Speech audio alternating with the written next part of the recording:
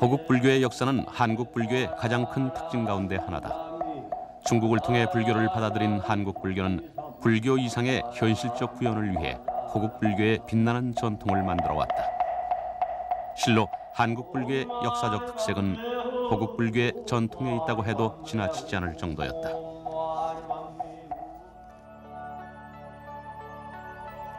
호국 사상의 모태가 되는 호국 삼부경. 호국 삼부경으로는 법화경과 금광명경, 인왕경이 있다. 이들 경전에는 호국품이 따로 있어서 호국 불교의 이론적 기틀을 제공하고 있다. 인왕경 호국품에 의하면 나라가 어지러워지고 파괴나 대화재가 있거나 외적이 침입해 국토를 유린하려 할 때 100개의 불상과 100개의 보살상을 비롯해 100명의 법사를 청하여 바냐바라 밀다를 강하며 하루에 2번 이 경을 강설하면 국토 중에 백부 귀신들이 강경을 즐겨 듣고 국토를 지켜준다는 것이다. 그것을 제창했습니다. 이 인왕호국 바냐바라 밀다경을 소위 경전으로 하는 법회의식인 백보자 법회는 신라 진흥왕 때인 551년에 해량법세에 의해 처음 소개되었으며 당시 신라의 곤란했던 사회상과 결부되어 자주 열렸던 것으로 기록에 남아있다. 그리고 이와 함께 일종의 밀교의식인 문두루 비법도 호국 불교와 관련된 불교의식이다. 불단 앞에서 다라니경을 독송하면 국가의 재난을 물리칠 수 있다는 문두루 비법은 신라시대 명량법사가 전한 것으로 당시 신라승들 사이에 널리 행해졌다.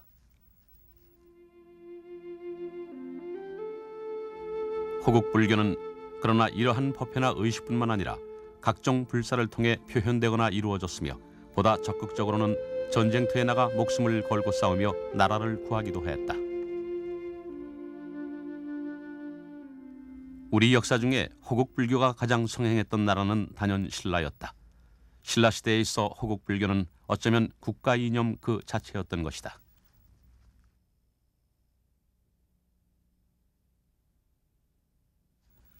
신라가 호국 불교를 수용하고 정신적 구심점으로 삼아가는 과정엔 원광법사가 크게 자리 잡고 있다. 경주 금곡사를 창건하고 수행하다 주술에 빠진 한 승려를 보고 중생제도의 원을 세우게 된 원광법사는 중국 유학을 떠나 큰 스님으로 이름을 떨치기도 했다.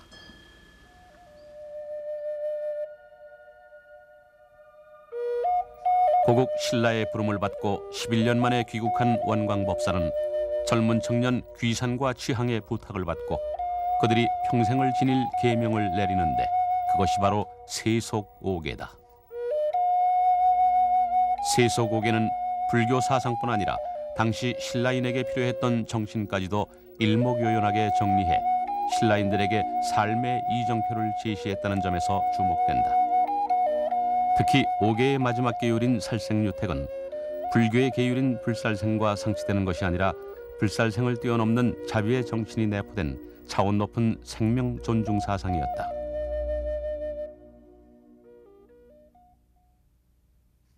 신라가 삼국을 통일하는 데 크게 기여한 집단으로서 신라 청소년들의 결사체였던 화랑도를 들 수 있다.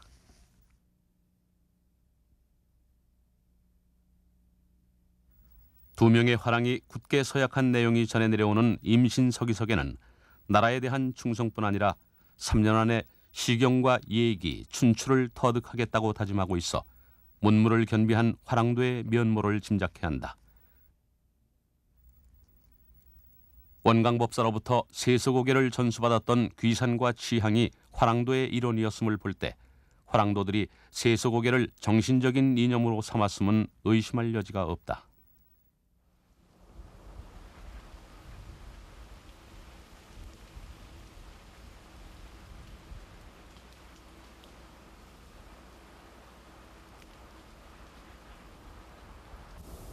원광법사가 창건해 화랑도들의 훈련장으로 사용됐다는 가슬갑사지. 이 너른 터에서 신라의 젊은이들은 세속오계를 가슴에 새기고 나라와 민족을 위해 충성을 다짐했고 이는 훗날 신라가 삼국 통일이란 대업을 이루는 힘이 되었다. 그 당시 신라 사람들은 전부가 다 이 국난기니까요. 군인으로서 장기간 복무했습니다. 그러니까 그들이 화랑단원으로서 활동할 때 이것을 지도 이념으로 간직했을 뿐만 아니라 그들이 이제 군에서 물러난 다음에 사회 각계각층에서 활동할 때 이것을 계속 견지하게 되는 것입니다.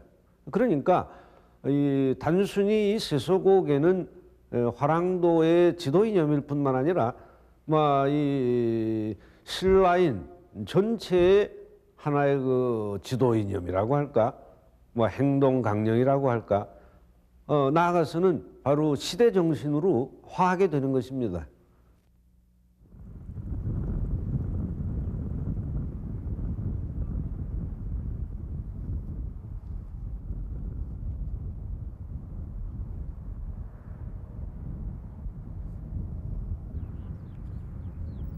세소고개가 신라인의 정신적 구심점 역할을 했다고 한다면 황룡사는 그 정신을 불교라는 신앙으로 결집한 결정체였다.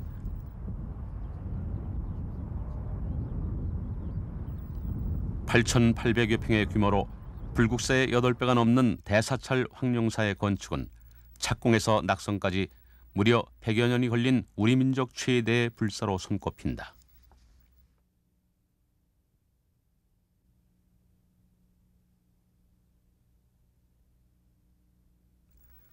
황룡사 창건 불사를 시작한 것은 진흥왕이다. 그는 삼국 통일의 원력을 세워 연호를 개국으로 고친 후 영토 확장에 나섰다. 한강 유역을 정벌한 553년에 진흥왕은 황룡사 창건을 명하는데 이른바 전쟁의 와중에 대불사를 치르기 시작한 것이다.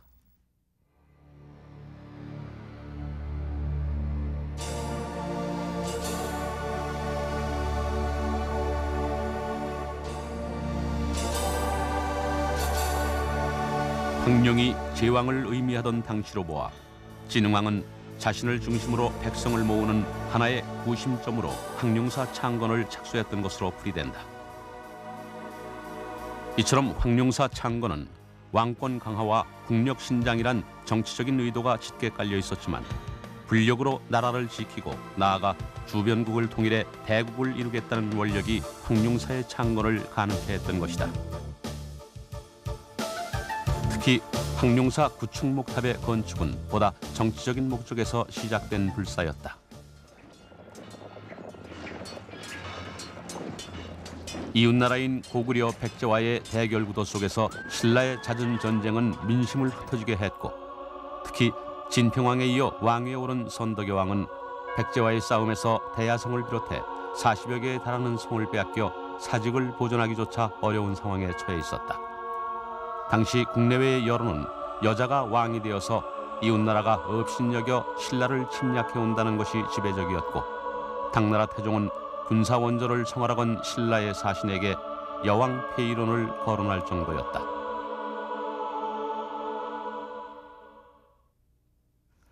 그 무렵 당나라 유학을 마치고 돌아온 자장은 황룡사에 구축목탑을 세울 것을 건의한다. 선덕여왕에 실추된 왕실의 그 권위를 회복하고 아주 위급한 신라 사직을 보존하고자 하는 그런 자장의 의지가 현실적으로 투영됐던 것 같습니다.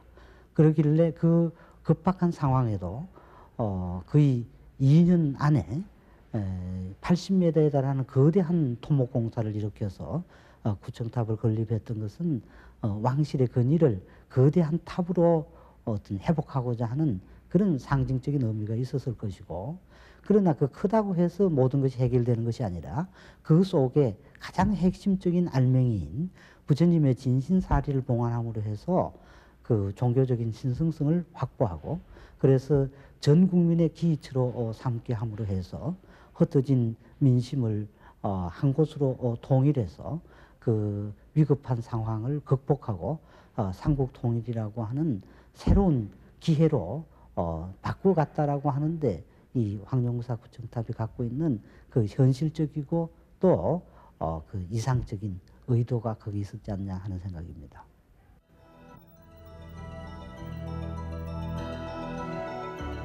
삼국사기에 의하면 황룡사 구층탑의 각 층은 주변의 9나라를 의미한다고 한다. 즉 1층은 일본, 2층은 중화, 3층은 5월, 4층은 당나, 5층은 백제로 추정되는 응유, 6층은 말갈, 7층은 거란, 8층은 여진, 9층은 고구려인 예맥을 의미했다. 이는 당시 신라를 둘러싸고 있던 주변국을 신라가 통일하겠다는 의지를 보여주는 것이다. 신라 정신을 이끌어간 황룡사야말로 호국 불교의 위상을 나타내는 최초의 상징물이었던 것이다.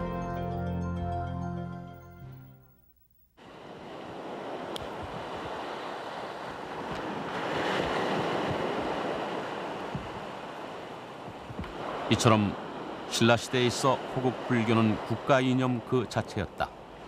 특히 신라가 통일을 이루는 데 있어서 호국 불교는 절대적인 위치를 차지했다. 죽어서 용이 되어 나라를 지키겠다는 문무왕의 해중릉이나 그 아들인 신문왕이 아버지를 위해 세운 가문사는 모두 신라시대 호국불교의 한 면모를 보여주고 있다. 이처럼 신라인 모두는 불제자가 되어 신라 땅을 불국토로 일구려는 일념으로 나라를 지켰으며 불력으로 뭉친 위대한 민족이라는 자부심은 곧 삼국통일의 대업을 이루어냈던 것이다.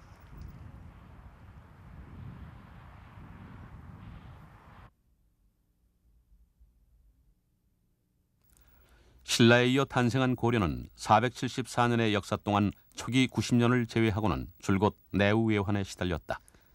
끝없는 외침에 시달렸던 고려인에게도 또 다른 제2의 황룡사가 필요했다.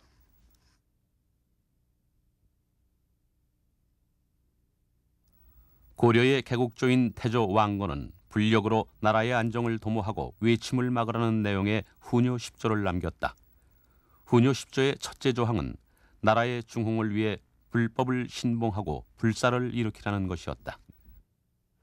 불교의 융성이 곧 국운과 일치한다는 태조의 생각은 이후 고려의 국시가 되어 모든 국정을 불교 이념 중심으로 펼쳐갔으니 고려의 호국불교는 필연적인 것일 수밖에 없었다.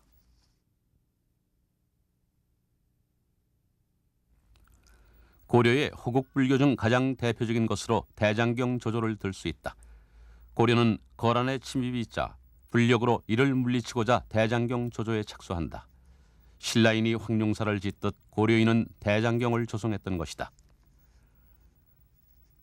오늘날 해인사에 남아 전하는 이른바 팔만대장경, 즉 고려대장경은 고려 고정 23년인 1236년에 판각을 시작해 15년 만에 완성한 대불사였다. 팔만대장경에는 부처님의 지혜와 자비로 나라를 지키려는 고려인의 지극한 신심이 아로새겨져 있으며 수많은 고려인의 피와 땀이 스며 있다. 고려에서는 대장경을 세 차례에 걸쳐서 새깁니다.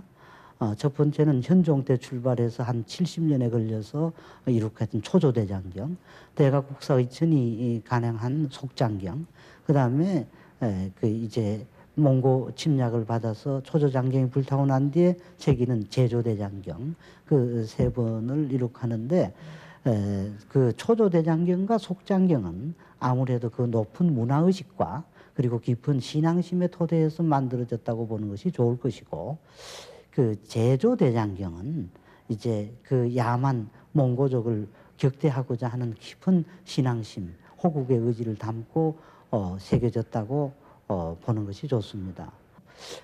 그것은 마치 신라 삼국 통일에 황룡사 구청탑이나 저 사천왕사 건립을 통해서 어떤 통일의 의지를 다졌던 것과 일맥상통하는 그러한 호국의 의지가 있다고 생각합니다.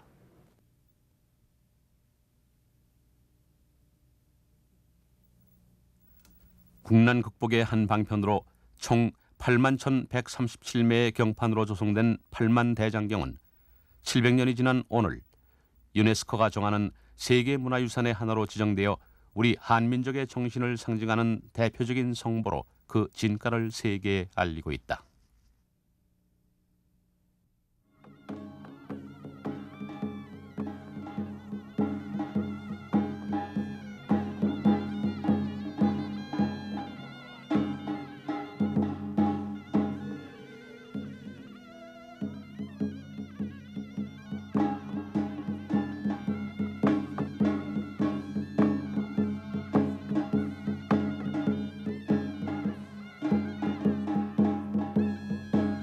고려 시대의 호국 불교는 불교의식에도 이어졌다.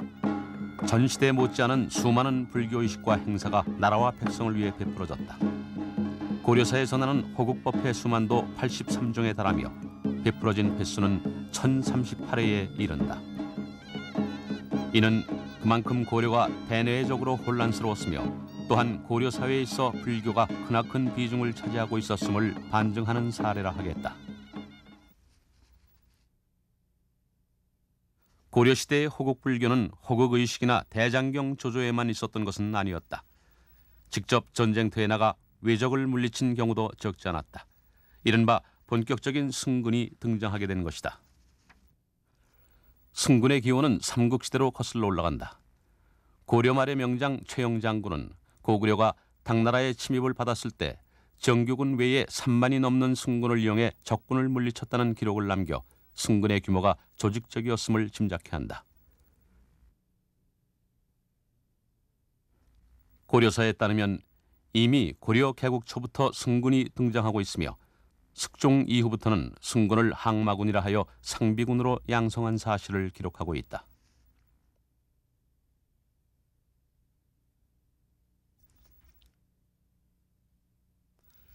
특히 1232년 몽고의 2차 침입 시 지금의 용인인 처인성에서 승장 김윤우가 몽고 적장 살리타이와 벌여 큰 승리를 거둔 처인성 전투는 호국 정신으로 뭉친 고려 승군의 일면을 엿보게 한다.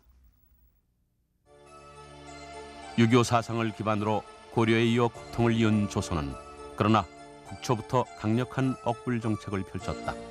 우리 역사에서 이른바 불교의 암흑기로 불리우는 시대가 도래한 것이다.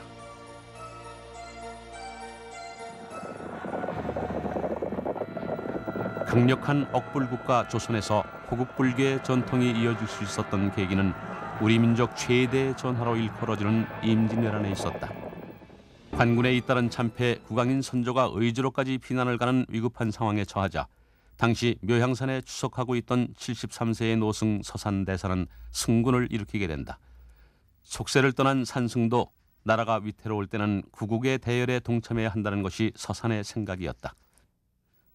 당시 선조로부터 팔도 도총섭, 즉 전국 의승군 대장에 임명된 서산의 구국 의지는 곧 전국적으로 확산되게 되는데 금강산에서 봉기한 사명과 황해도의 의염, 계룡산을 근거지로 일어난 영규, 지리산의 처영 또한 서산의 제자로서 의승군을 직접 지휘해 왜군을 물리치는 데 앞장섰다. 오늘날 우리가 조선의 승군을 전 시대의 승군과 구별해 의승군이라 부르는 이유는 그들이 이처럼 국난을 당해 자발적으로 봉기했다는 데 있다. 불교의 이상은 고통에 빠진 중생을 건지는 것, 이를 요익중생 또는 하화중생이라고 한다. 서산대사의 의승군 기병은 바로 이런 자비심에서 기인한 것이었다. 특히 당시 의승장 중에서 오늘날 구국의 영웅이요 충의의 화신으로 추앙받는 사명대사는 전란 중에 선조에게 3번의 상소문을 올리는데 모두 다 나라를 구하는 데 몸을 바치겠다는 결의가 담긴 내용이었다.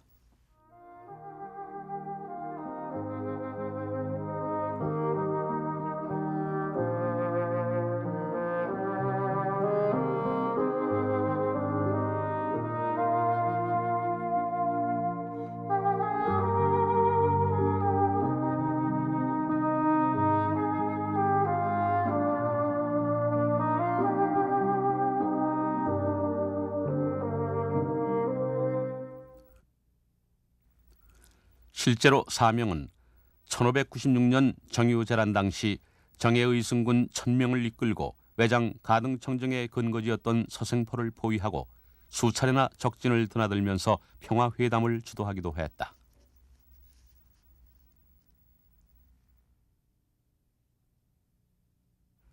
또한 전쟁이 끝난 후인 1604년엔 일본으로 건너가 새 집정자가 된 덕천가강으로부터 전쟁의 책임에 대한 사과를 받는가 하면 전쟁 중에 일본으로 끌려간 우리 백성 3,500명을 고국으로 데려오는 외교적 기량을 발휘하기도 했다.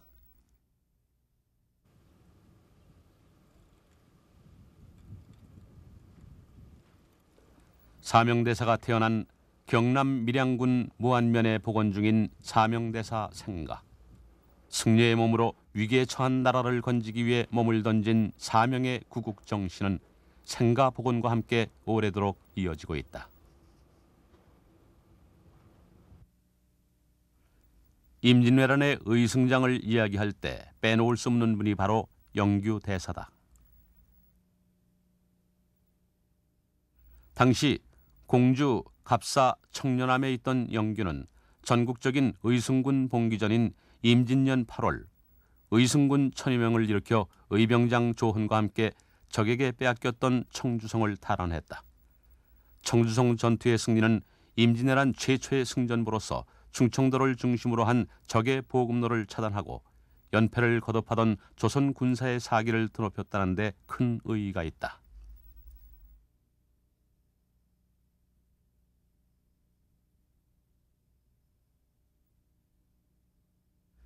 청주성 전투 18일 만에 의병장 조헌과 함께 금산 전투에 출전한 영규 대사와 휘하 의승군들은 왜군의 대군을 맞아 전력의 열세로 모두 장렬히 전사한다. 관군의 지원이 전혀 없었던 금산 전투는 애초부터 승산이 없는 싸움이었으나 영규 대사와 의승군들은 오직 이 나라 사직을 보존하고 도탄에 빠진 민초들의 삶을 구하고자 하는 구국의 일념으로 전투에 참가해 꽃처럼 산화했던 것이다. 금산 전투에서 순절한 영규 대사의 의승군과 의병들을 기려 조성한 700의총. 이곳 원당인 종용사에는 당시 금산 전투에서 순절한 분들을 추념하는 21개의 위패를 모시고 영원히 변치 않는 그들의 구국 정신을 추모하고 있다.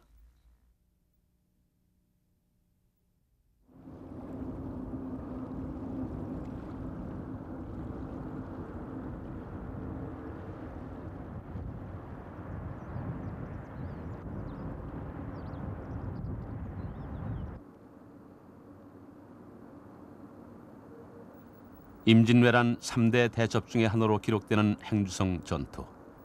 행주대첩과 함께 기억되는 명장은 권율이지만 행주대첩의 숨은 주역 또한 의승군이었다.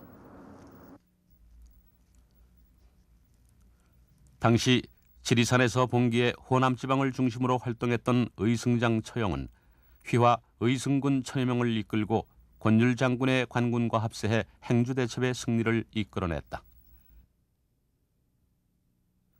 처형이 이끄는 의승군은 행주산성 서북쪽 최전선에 진을 치고 조총을 쏘며 돌격하는 왜군의 대군을 맞아 육박전으로 격퇴시켰다고 역사는 기록하고 있다.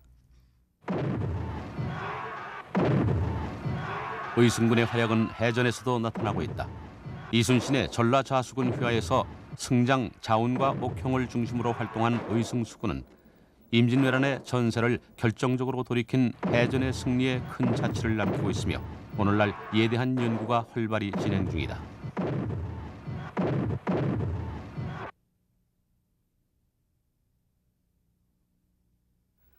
이처럼 당시 각처에서 일어난 의승군들은 왜군을 맞아 일반 의병 혹은 관군들과 합류하거나 또는 독자적인 전투를 벌여 아군의 전세를 유리하게 이끌어냄으로써 항전의 중핵이 됨은 물론 국난 극복의 주역으로 활동했던 것이다.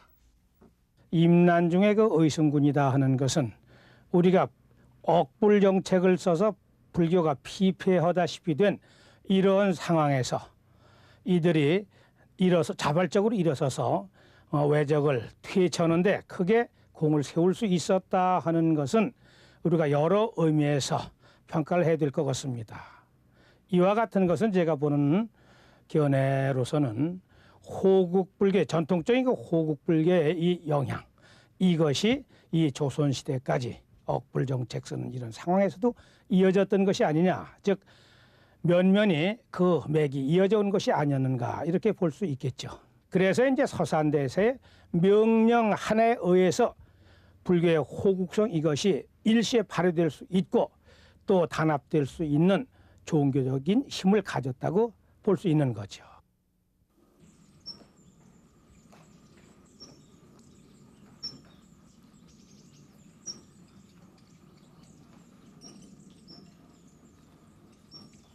임진왜란 당시 의승군은 또 직접 전투에 참가했을 뿐만 아니라 요충지 방어와 산성 수축, 군수물자 보급 지원에도 큰 역할을 차지했다. 총 820여 명의 승군이 의병진에 합류해 활동했던 것으로 밝혀진 경주 지역의 경우 불국사와 원원사, 기림사 등 주요 사찰에서 군비를 지원하기도 했으며 의병들의 주둔지가 되기도 했다는 내용이 당시의 기록을 남기고 있는 개인 문집에 전해 내려온다.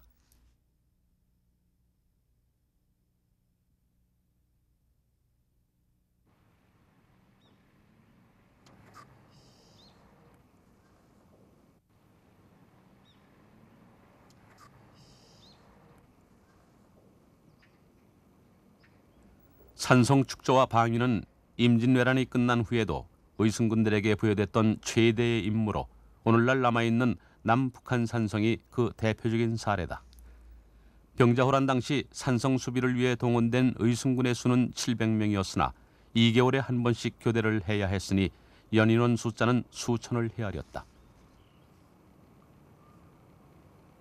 당시 불교에 대한 처우를 감안할 때 의승군의 양사는 구국일념의 신앙심과 함께 교단을 지키려는 호법 정신으로 유지됐을 것으로 풀이된다. 또 조정은 산성의 수비를 담당하고 있는 의승군을 유지시키기 위한 군사적인 목적에서 계속하여 팔도 도총섭이라는 승직을 두어 축성이나 산성 수비를 담당하는 승장들에게도 승직이 부여됐다.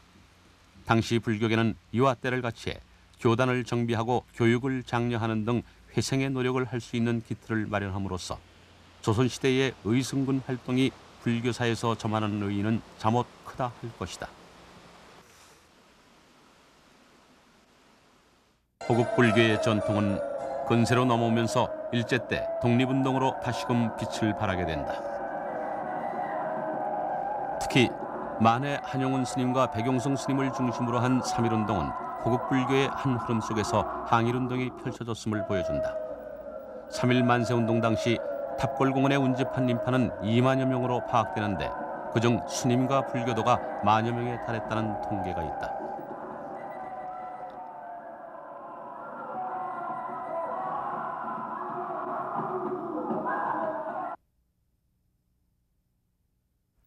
일제 강점기를 밝힌 민족의 햇불 만해 스님은 사상과 행동을 겸비한 위대한 선각자였다. 3.1 만세운동을 주도한 만해 스님은 스님이 이끌던 불교 청년단체 유심회를 통해 주도 면밀하게 사전 준비를 철저히 했다.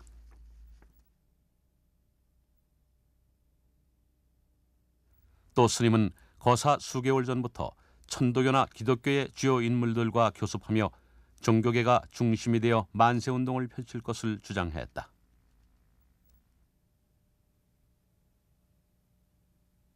만해 스님은 특히 독립선언서의 기초는 물론 독립선언서의 핵심이랄 수 있는 공약 3장을 작성해 우리 민족의 독립의지를 대내외에 천명했다. 만해 스님의 사상의 특징은 첫 번째로 자유사상입니다. 두 번째는 평등 사상이고 세 번째는 평화의 사상입니다. 한용운 스님께서 그 옥중에 쓰신 조선 독립에 대한 감성의 개요라는 그 장 논문에서 자유는 만유의 생명이라고 그랬습니다.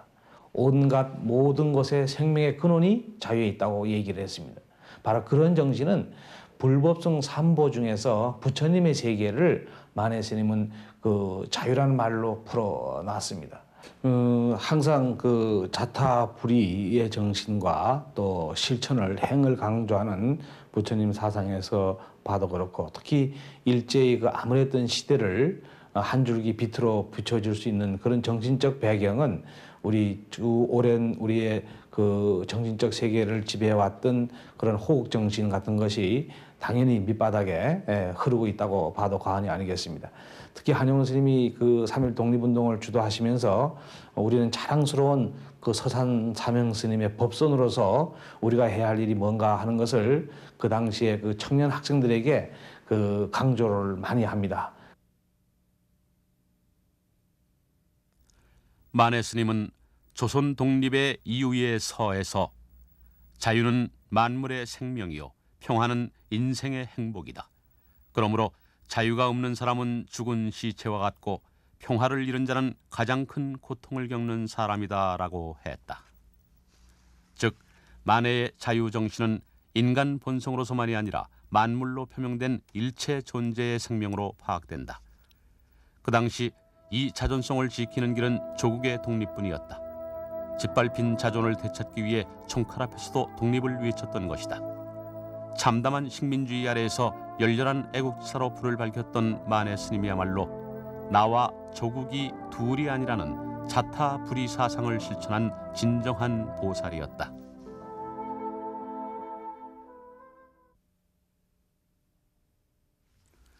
만해 스님과 함께 3.1 만세운동의 핵심이 되어 불교계를 대표한 또 한 분의 스님이 있다. 민족 대표로 걸기에 독립을 외치다 2년의 옥고를 치렀던 용성 스님은 스스로 정립한 대각 사상을 통해 항일운동을 전개했다. 용성 스님이 당시의 외색 불교에 맞서 불법의 바른 진리를 전하기 위해 번역한 경전만도 20여 종에 달하며 30여 권의 저서를 남기고 있다. 경전의 한구라는 곧 불교의 대중화를 의미하며 이는 수많은 민중들로 하여금 내가 주인임을 깨닫게 하는 독립운동의 또 다른 모색이었으며 우리 역사의 면면이 흘러온 호국불교의 또 다른 일면이었다. 용성 스님의 대각 사상은 대성기실론에 있어서 열애장 사상에서 우리는 찾아볼 수 있습니다. 왜냐하면 대성기실론에서 대각이라고 하는 얘기를 설명할 때에 본각과 시각과 구경각을 다 깨달았을 때 그것을 대각이라고 얘기했습니다. 그래서 용성 스님은 이것을 자각각타가 원만했을 때 대각이다. 즉 나도 깨닫고 남도 깨닫게 하는 것이 대각이다. 그래서 이러한 사상은 용성 스님뿐만 아니라 신라시대 원효 스님은 이것을 일심이라고 했습니다. 원효 스님은 일심에 비롯해서 이것을 가지고 삼국 통일을 하게 되는 기반이 되고 또한 고려시대 때 보조 스님은 이것을 진심이라고 표현해서 이것이 몽고란을 퇴치하는 이러한 호국불교 운동을 전개하게 됩니다. 뿐만 아니라 조선시대에 와서 서산 스님은 이것을 유심이라고 표현하게 됩니다. 그래서 이 유심운동을 통해서 임진왜란을 퇴치하게 되고 근세에 우리나라가 뺏겼을 때 용성 스님은 이러한 대각운동을 전개해서 이러한 운동을 하게 되고 만해 한용운 스님은 이것을 림이라고 표현한 것 같습니다. 그러므로 이것은 전통적인 호국불교 사상과 같은 맥락에서 볼 수 있을 것입니다. 용성 스님은 국내뿐 아니라 만주 길림성과 북간도에도 대각교당을 설립해 삶에 지친 동포들에게 용기를 북돋아주고 독립정신과 조국애를 심어주었다. 스님은 또 나라를 잃고 시리에 빠진 동포들에게 자주와 단결의 지혜를 깨우치고자 전국 방방곡곡을 누비며 포교를 하기도 했다. 우리 민족이 일제강점기에 신선한 세월을 견뎌온 것은 이들 불교 선각자들의 호국 의지가 있었기에 가능했던 것이다. 불교계의 항일운동은 만해와 용성 두 스님뿐만 아니라 전국 각지의 사찰에서 일제히 전개되었다.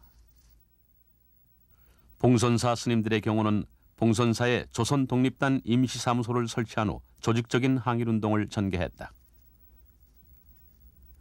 당시 항일운동에 적극 가담했던 스님으로는 훗날 금강산 붉은 승려로 알려지게 되는 우남 김성숙 스님을 비롯해 이순재, 이정재 스님 등이 있었다. 불교계의 항일운동은 민족운동사에서 매우 중요한 위치를 차지하는데 출가수행승이라는 초세속적이면서도 출세간적인 독특한 신분임에도 불구하고 독립운동에 앞장섰다는 사실이 역사적인 무게를 더해준다. 世界の大勢と帝国の現状とに鑑み非常の措置をもって自局を 일제강점기 이후 우리에게는 엄밀한 의미에서의 외적 침입은 없었다. 다만 2차 세계대전 이후 열강의 각축 속에서 남북 분단을 초래한 동족 간의 전쟁 6.25가 있었을 따름이다. 이런 상황에서 진정한 의미의 호국불교는 오늘날에도 존재하는가? 1968년 군종법사 제도의 시행과 함께 그해 11월에 결성된 군승단은 한반도의 불교 유입과 함께 시작된 호국 불교의 전통에 그 뿌리를 두고 있다. 구도와 전법, 호국을 기치로 하는 군승단은 군법사 제도의 승인 이전부터 활동을 해왔다. 특히 한국전쟁 중인 1951년엔 임시 수도인 부산에서 종군포교사회를 결성해 종군포교 활동을 전개했다.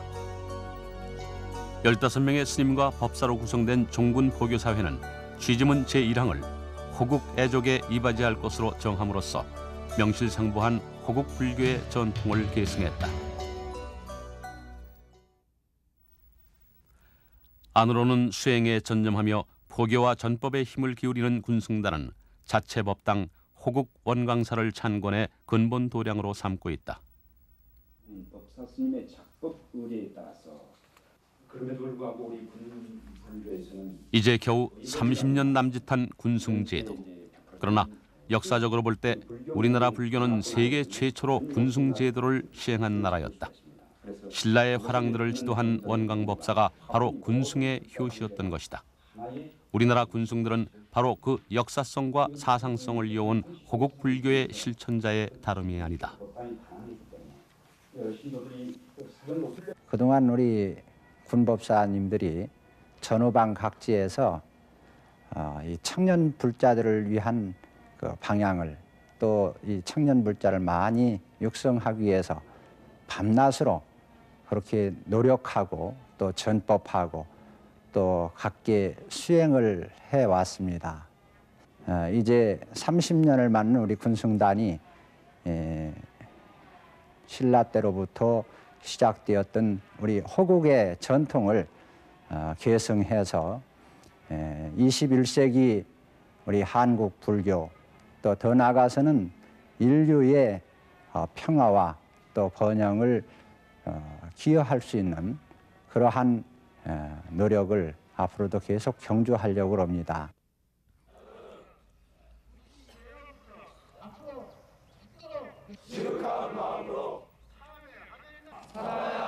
오늘도 병영에서는 수많은 장병들이 호국 불교의 전통을 잇는 불제자로 새로이 태어나고 있다. 이들은 그 신심을 조국과 민족을 지키는 군인 정신으로 키워나갈 것이다. 마음에 또 상하이지. 상대적인 사랑을 했어요. 상대적인 이 땅의 병사들에게 불교의 호국 정신을 심어줌으로써 진정한 애국 애족의 길이 무엇인지 제시하는 군승단은 이제 면면이 이어온 호국 불교의 전통을 계승 발전시키는 요람으로 자리를 지켜갈 것이다.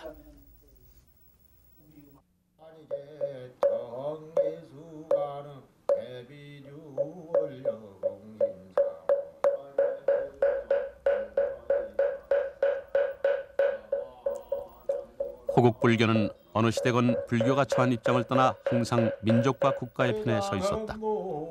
그러기에 바라보기에는 다양한 면모는 지닌다고 할 수 있다. 그러나 호국 불교의 사상을 좀 더 깊게 들여다보면 민족과 국가, 나라와 내가 둘이 아니라는 불의 사상과 맞닿아 있음을 깨닫게 된다. 한국 불교는 초전 이래 단 한 번도 민족의 위기를 바라보기만 한 적은 없었다. 늘 역사의 중심에서 민족과 함께 위기를 극복해왔던 것이다.